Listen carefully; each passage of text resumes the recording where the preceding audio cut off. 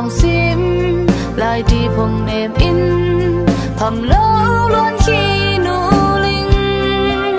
bằng hồng chiang đón bằng kít tọa khom kít đinh chi thầy lâu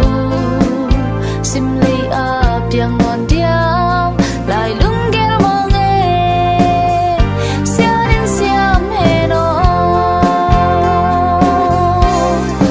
nuôi chăm lẽ khó biết ngày tên to ấy tên khó không ác to mong lâu nắng bay lẽ trên câu ruộng ngân nụ hồng bay sân kén mò tay khoa vào đập lẽ dùng ba lẽ ít say la mà ô in làm đi qua và in na e ngay na mà nun in noa ít lên ngay tên ô âm môn ra tâm min hong hal ha xin lưng hồng phong sim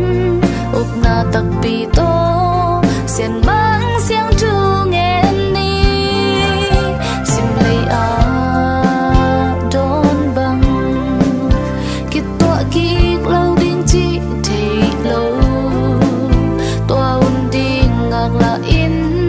lại lung ghé mong nghe xia đến xiêm hè đó nuôi chăm lẽ khó biết ngày tên to ấy tên khó không ác to mong lâu nắng bay lẽ trên câu ruộng lần nụ bông bay sân kén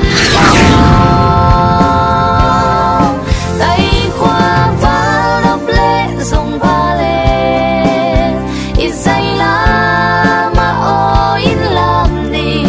qua và in na e ngay na mà nun in noa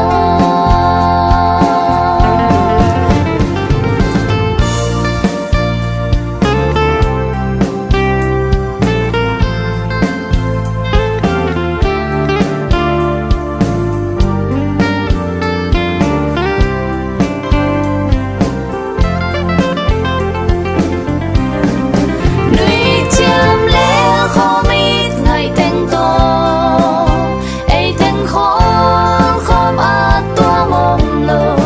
nắng bay lẽ trên câu ruộng ngân nụ